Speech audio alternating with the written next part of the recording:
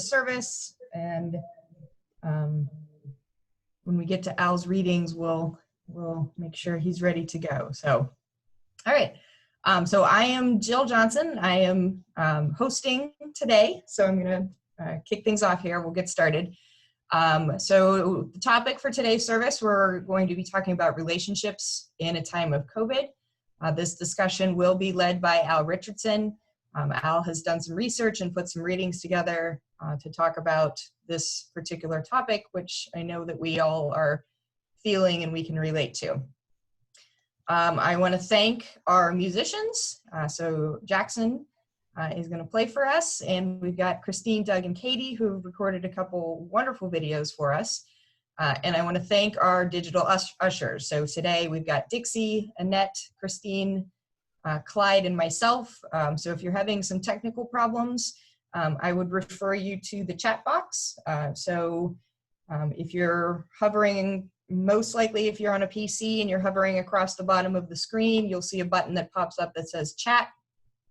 The chat box is a good way to send a message and get an answer if you're having some issues and you need some technical support.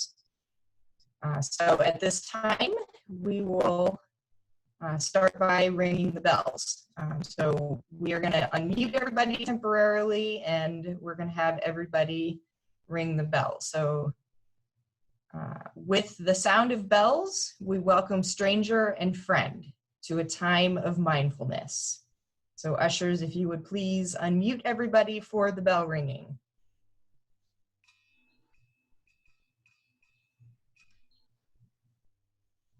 Jill, they have to unmute themselves. Oh, okay. Okay, I guess you have to unmute yourself. Sorry about that. Yeah.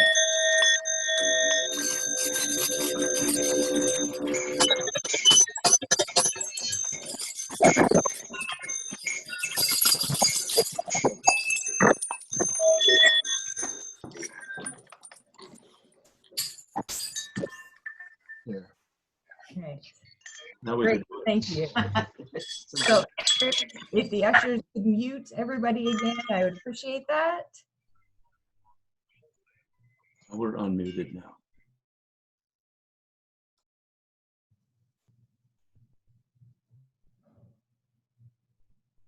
And then let's go to the welcome song.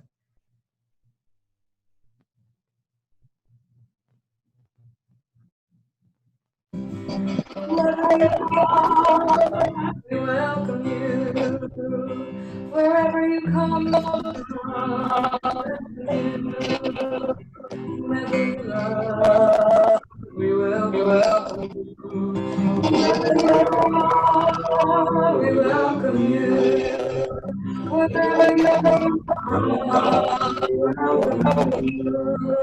Wherever you welcome you.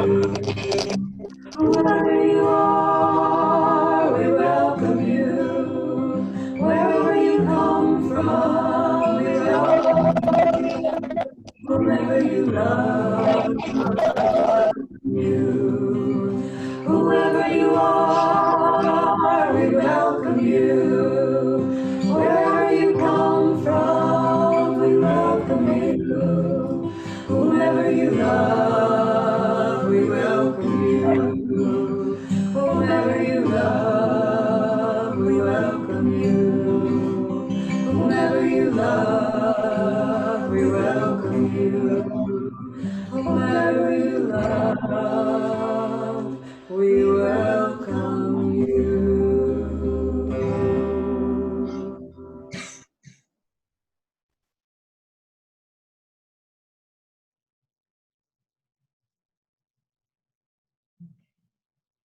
All right, great, thank you. So I'm going to turn it over to Al, and Al is going to read the opening words.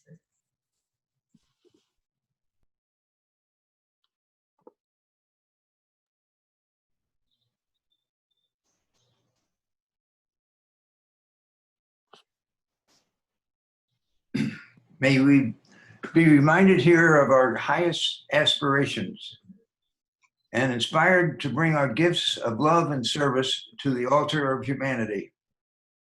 May we know once again that we are not isolated beings, but connected in mystery and miracle to the universe, to this community, and to each other.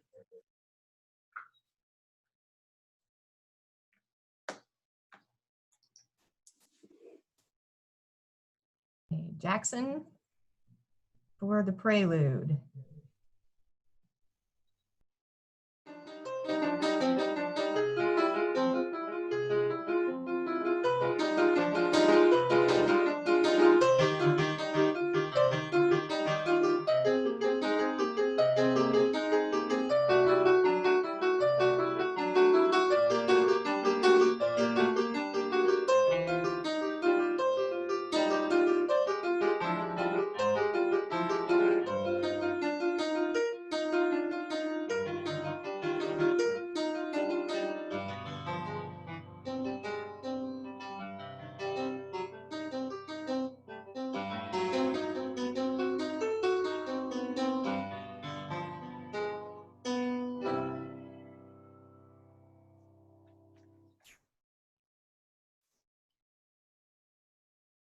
Thank you, Jackson.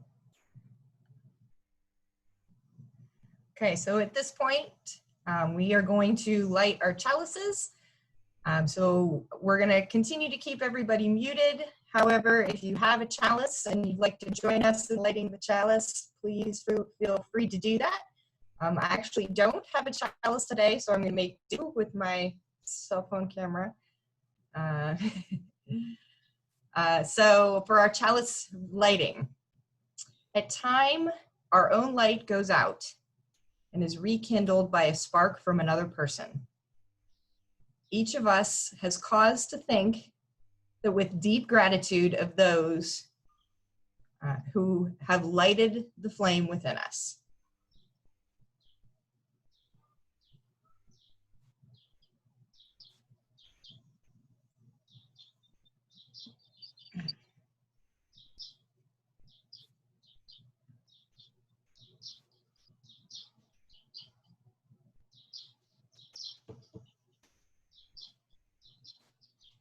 Okay, now we have the Children's Bond of Union. Again, we have a video here to share with everybody.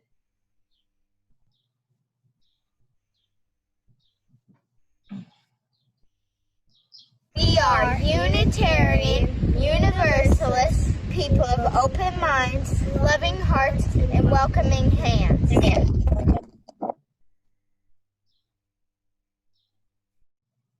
And then our Congregation Bond of Union. We unite ourselves together for the study and practice of morality and religion, as interpreted by the growing thought and noblest lives of humanity, believing that we may thereby prove helpful to one another and promote the cause of truth, righteousness, and love in the world.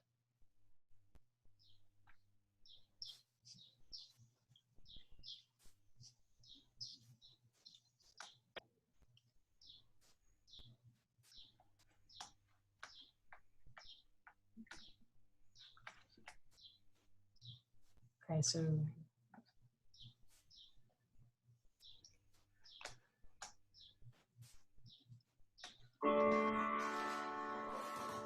for the beauty of the earth, for the splendor of the skies, for the love which from our birth over and around us rise.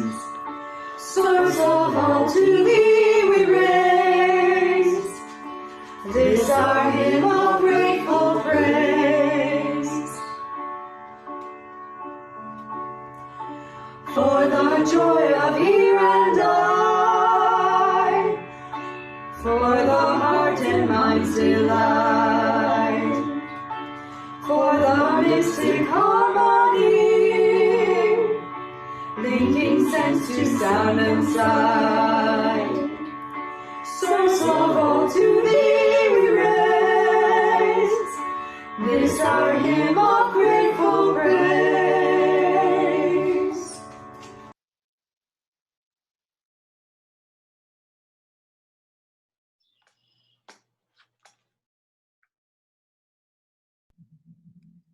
right, so at this point, I'm going to turn it over to Al to talk about relationships. Go ahead, Al.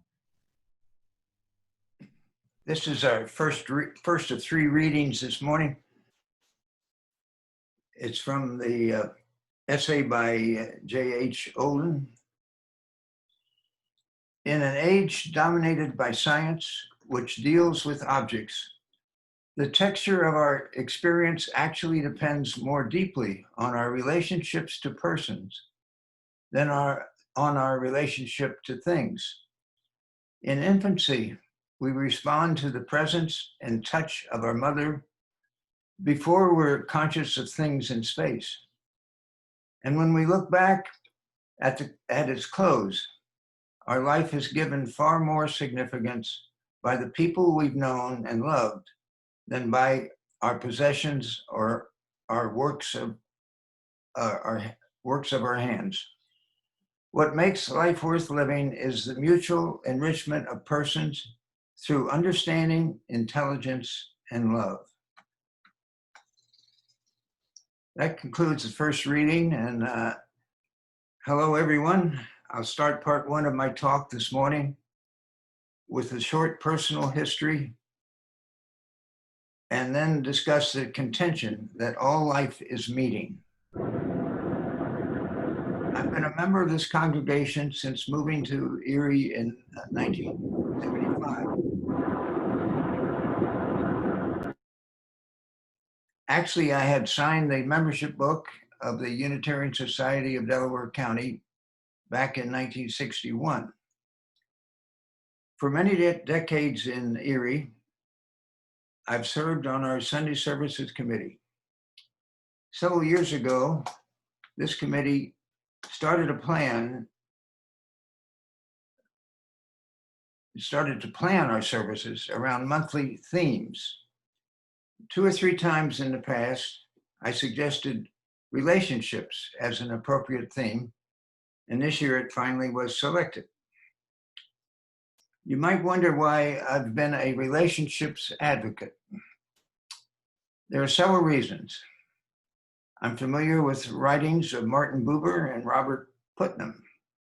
Buber writes about dual, I-thou, and I-it relationships. While I'm certainly no expert on his philosophy, I'll try to share some rationale for Buber's conclusion that all real life is meeting. Putnam, who's easier for me to understand and to explain, wrote about the decline at the end of the last century of social capital. But what intrigues me more than either Buber or Putnam is my own history of experiencing personal relationships. I'll elaborate later. For now, so that we're all on the same page, here's how the dictionary defines relationships.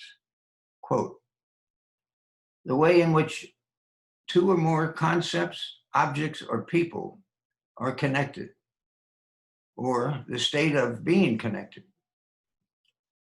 unquote. Also, it means, quote, the way in which 2 or more people or groups regard and behave toward each other, unquote. Synonyms are association, alliance, linked, bond, interrelation, interconnection, and collaboration. All of us can trace relationships to a state of being connected by blood or marriage. In other words, to family ties. Other examples include student-teacher, doctor-patient, minister-congregants, your coworkers, recreational cohorts, volunteer colleagues, and relationships that elected officials may have with their constituents. 20 years ago, Robert Putnam published a book entitled Bowling Alone, The Collapse and Revival of American Community. Putnam describes the decline of social connectedness over the previous 3 decades. He points out how television, two two-career families, suburban sprawl, and other social, economic, and technological changes in American society resulted in the growing deficit of social capital. That trend continues to this century with the advent of affordable personal computers and smartphones and our addiction to emails, Facebook, and the internet. Social capital is analogous to physical capital, such as tools, also to human capital, for example, training, and financial capital, of course, money. It's synonymous to social connectedness or cohesion, civic engagement, community bonds, or social networks. Social capital can be experienced in grassroots political participation and in protest marches, or by active involvement in local clubs or church. Social capital adds value to our lives and our community. According to Putnam, as social capital declined, a disengaged free agency society emerged, entailing individualism, autonomy, and arm's length relationships. It's typically experienced in impersonal direct mail communications and privatized leisure time. Putnam cites many benefits of social capital, such as these. Where people are trusting and trustworthy, communities advance more smoothly. Citizens are able to resolve collective problems more easily. Connectedness fosters character traits that are good for society. Joiners become more tolerant and less cynical. By sharing helpful information, communities mobilize more efficiently to implement opportunities or resist threats. As I researched this talk, I downloaded from the internet an essay called "Real Life is Meeting" by J.H. Oldham. It seems very relevant on the subject of relationships, and I believe it's more understandable than Buber. Oldham lived 100 years ago, a Scottish missionary in India. In 1959, he published a book called "Life is Commitment." All three readings this morning are from his "Real Life is Meeting" essay. You've listened to my first reading, which points out that the texture of our experience depends on our relationships to persons. But human existence can be said to have a twofold nature. According to Buber, man's attitude to the world is dual. It's expressed in the fundamental difference between our relation to persons, that's the I-thou, and our relation to things or objects, that's the I-it, which I'll characterize as functional. An analogy would be dialogue versus monologue. Too often, in a functional society, people seem less important than the jobs they do. In truth, men and women are persons meant to live in personal fellowship with one another. The services you perform in society are incidental and subordinate to your personal life.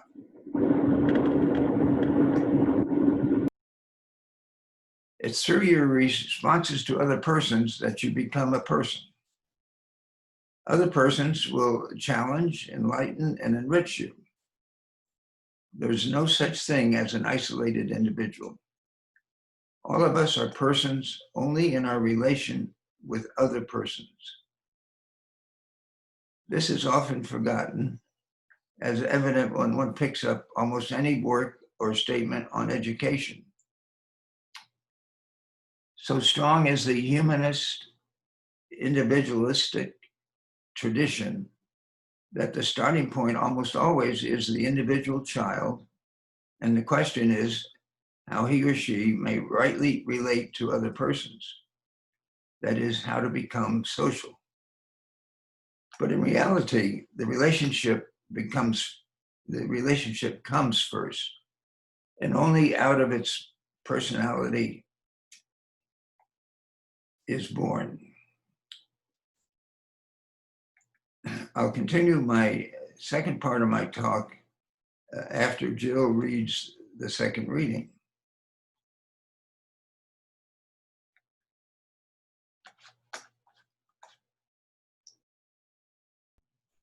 Thank you, Al. Clyde, if you could put the second reading, share the second reading with the congregation.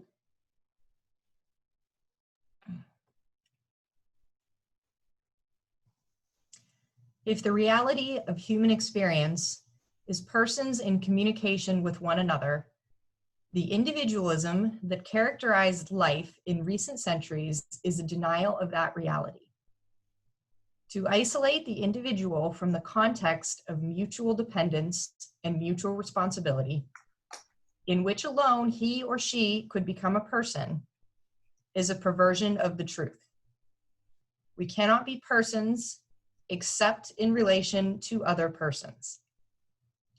A democracy based on isolated individuals won't save civilization. What's needed is a democracy that draws its strength from persons living in community. Thank you, Jill. Continuing my talk now.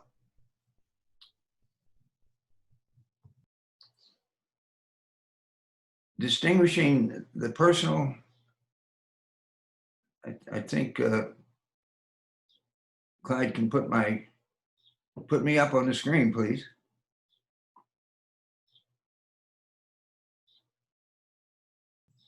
You're on the screen now. You're on everybody else's screen, so. Okay.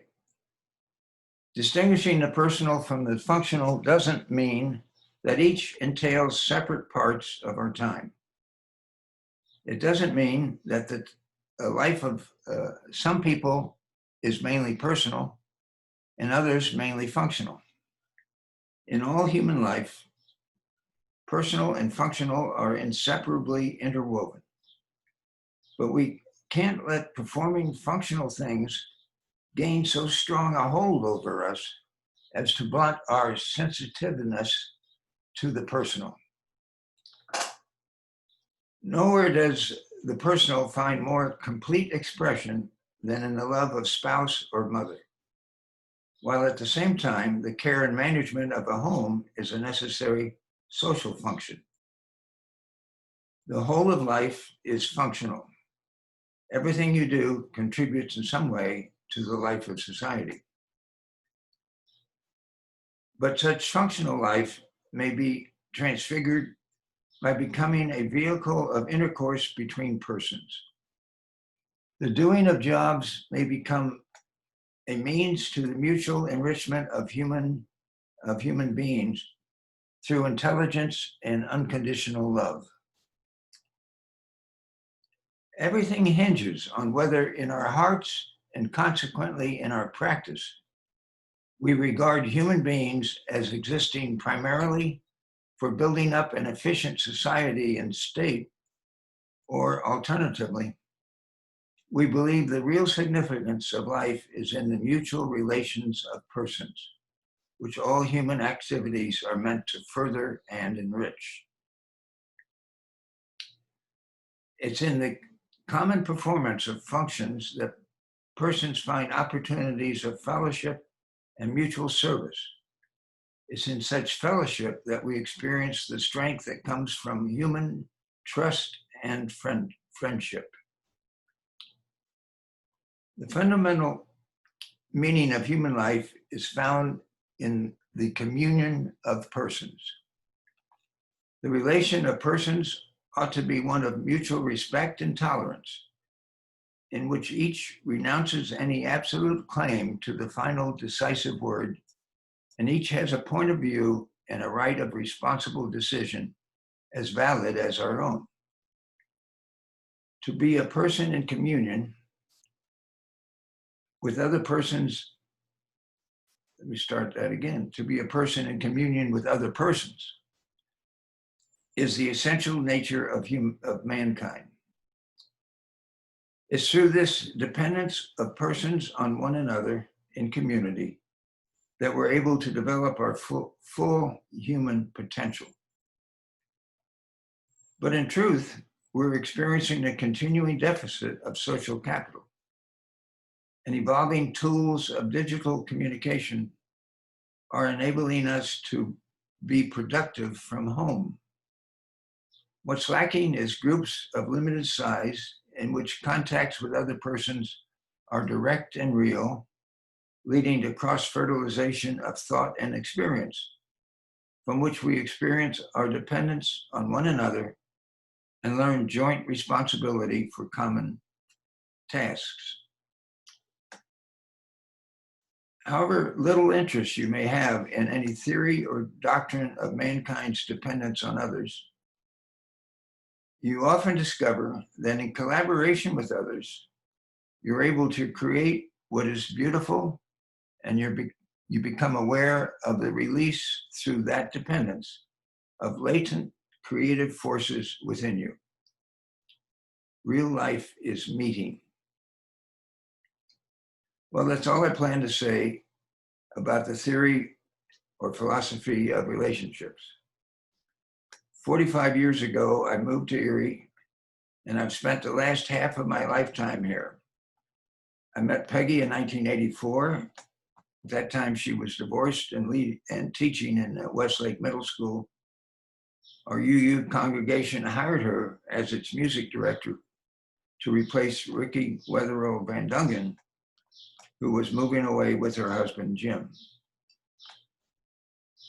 In those 45 years, I've cultivated lots of meaningful personal relationships with a host of folks in a wide spectrum of communities.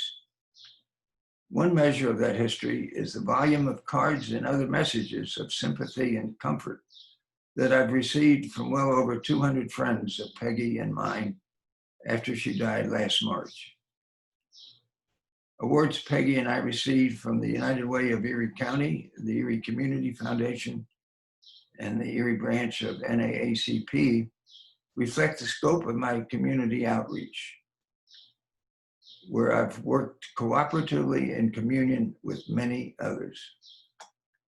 To conclude this talk, I'll comment briefly on new challenges that relationships face as side effects of social distancing and isolation that impede the spread of COVID virus.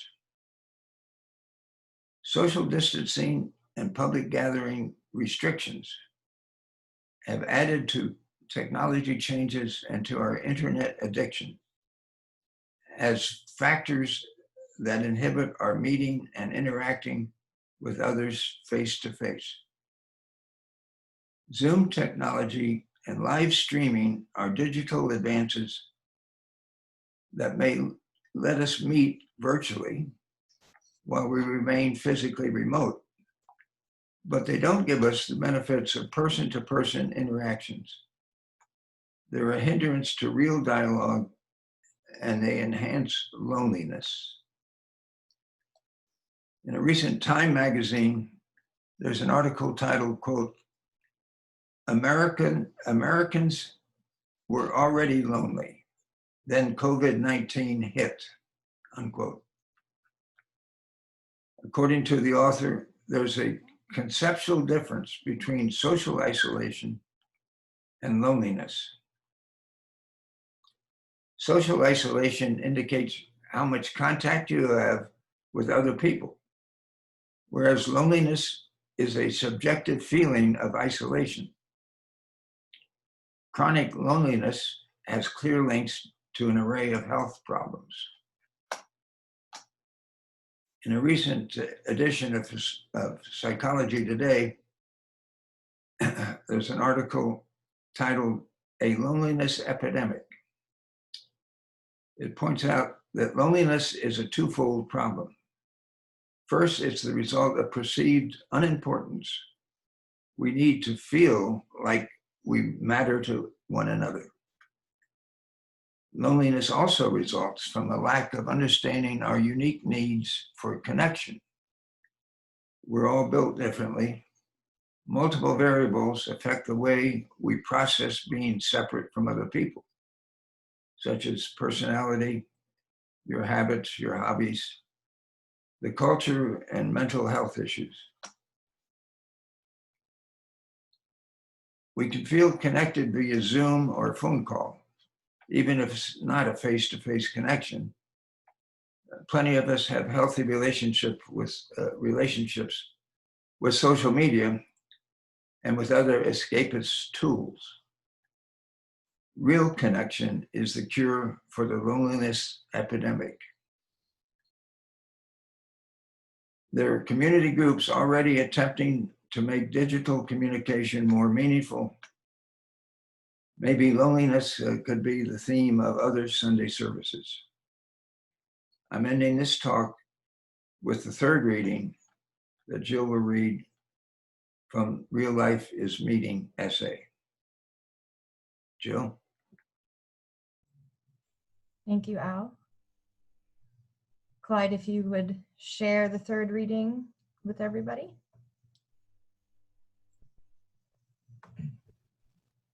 The next one, Clyde. The next reading. You should have done that one before. Yep, that's correct. That's the right one. We relate to persons and things through a host of activities and a network of institutions. We associate with others in an endless variety of ways. Some are natural communities like family. Others we join voluntarily or leave at will. Activities such as those called economic, political, or cultural are the expression of impulses implanted in human nature, with their present form taken from the purposes and choices of participants. These various forms of community, along with such corporate activities, link us in a continuous chain with generations before and after us. Tradition is a major determining factor in our lives.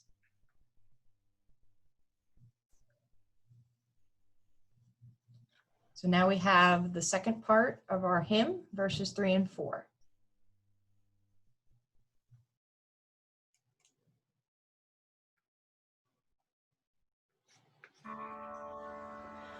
For the wonder of each hour, of the day and of the night, hill and vale and tree and flower, sun and moon and stars of light, source of all to thee we raise, this our hymn of grateful praise.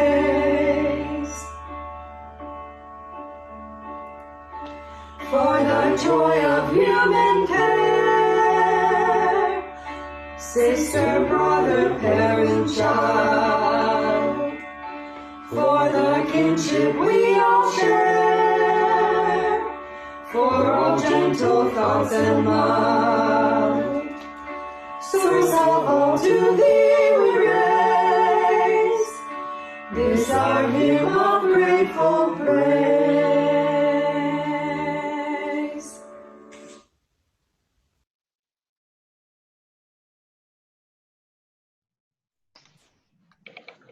This is our time to share each week our joys and concerns.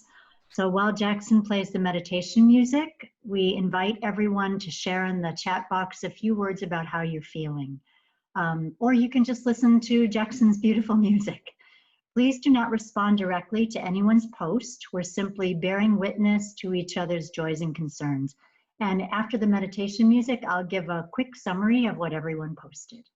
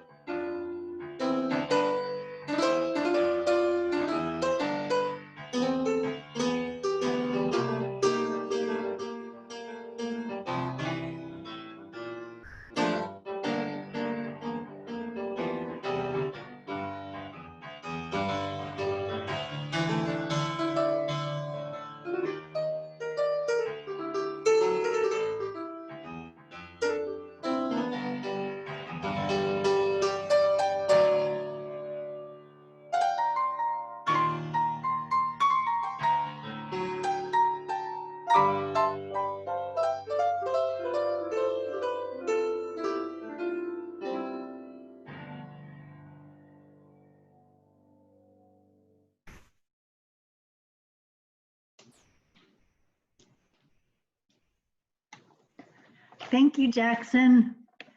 That was beautiful. So some of the things that people shared was how much they appreciate a service about connection, especially in the time in COVID. Someone mentioned happiness about being able to connect more openly in Erie, but also some anxiety about that. Happiness to be able to see friends more and family, and just in general, people's gratefulness for our connection as a community, and for our connections with our friends, for good coffee, which I can really relate to, and with the friends, and being able to enjoy the summer, the beach, and the sunshine. So thanks, everybody. The next thing that we're going to do is Al is going to read our closing words, and that will be followed by Jill doing the chalice reading.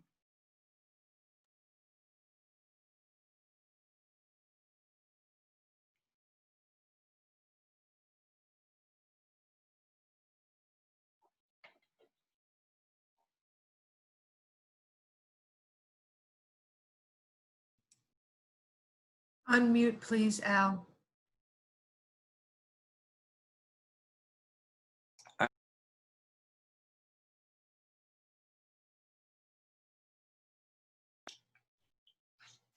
Okay. I didn't realize I was muted. Here I go. Oh, closing words. Love is the spirit of this church and service its law.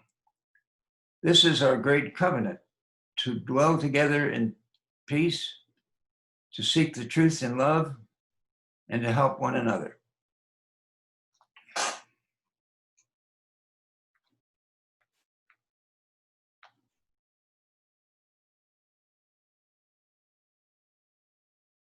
Time to extinguish the chalice.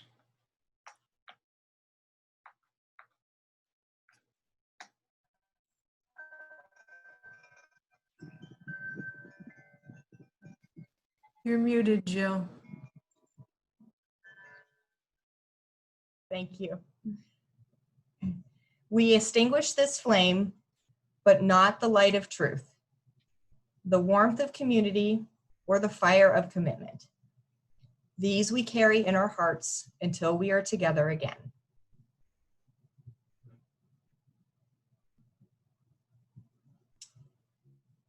So let's take a moment and unmute ourselves and ring our bells one more time before we move to the postlude.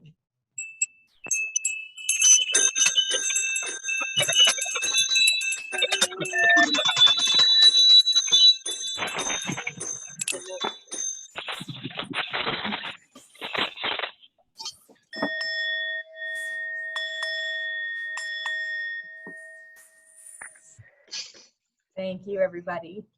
I'm going to ask the ushers to once again mute everybody.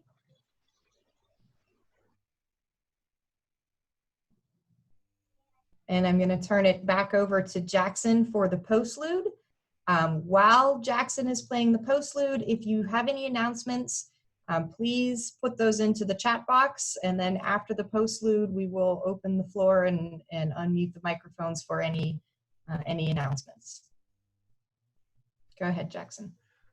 I'm just gonna. I did a sound check earlier, but I want to make sure that. Is that okay, you guys? La. Is it one of the voice or the piano louder? No, oh, it's right. You guys are muted. All right. Well, whatever. Here we go.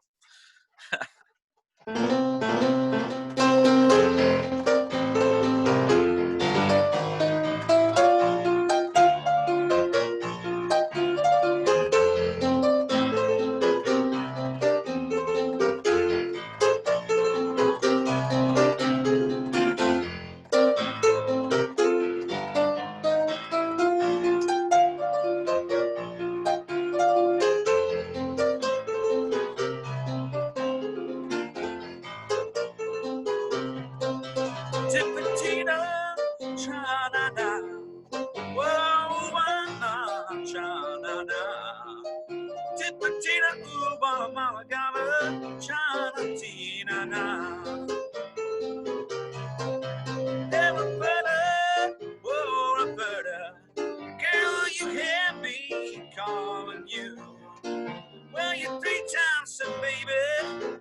knows what you wanna do.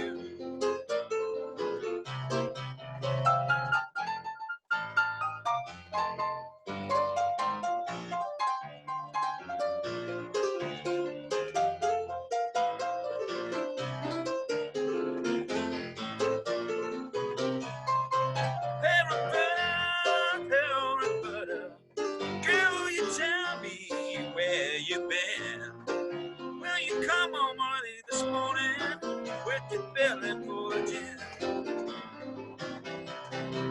Tipitita, cha-na-na. Oh, wah-la, cha-na-na. Tipitita, oola, walla, mala, gala, cha-na-tina-na.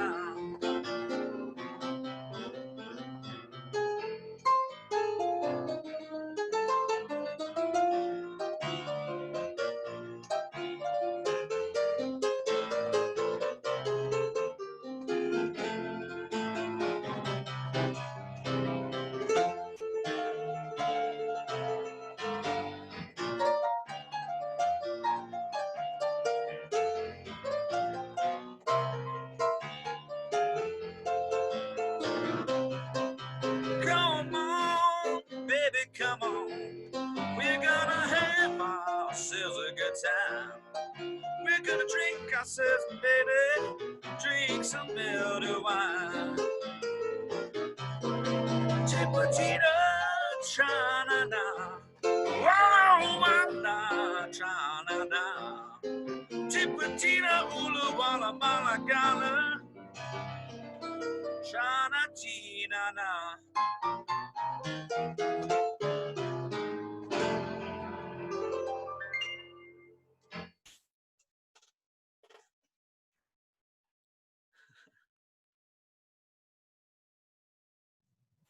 Thank you, Jackson. Okay, so let's, I guess, before we go into the congregational meeting, let's pause for a moment and see if there's any other announcements. If you have an announcement